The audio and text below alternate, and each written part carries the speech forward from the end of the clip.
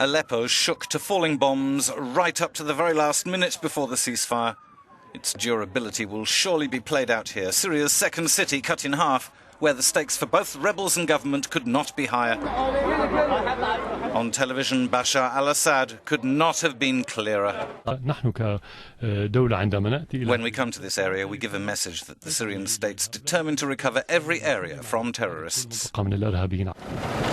The Syrian president's ambitions are clear, but what about his targets? Who exactly are the terrorists for Damascus and their Moscow allies? Are they the same terrorists the US is gunning for? Their only common and identified enemy is ISIL, but what about the rebels in all their diverse factions? More ambiguity was supplied with the statement from the Russian general in operational command. Despite the truce, we will continue the fight against terrorist groups like ISIS, Islamic State group, and Jabhat al-Nusra, the Jabhat Fatah al-Sham group, operating in Syrian territory.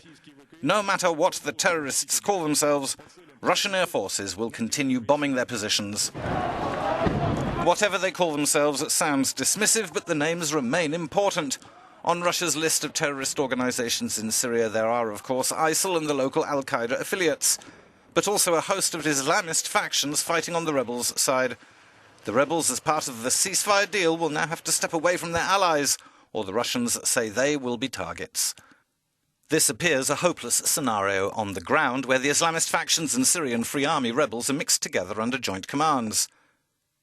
Rebel forces hold half of Aleppo with the help of the Islamists, but ending the alliance could see them lose the city to the Syrian army, and neither group can afford for that to happen. Several Islamist factions, notably the powerful Ara al-Sham, who are well dug in Aleppo and Idlib, have already criticised the ceasefire.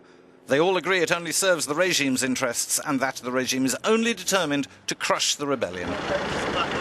President Assad on Monday was filmed walking through the Damascus suburb of Daraya, recaptured last month after years in rebel hands.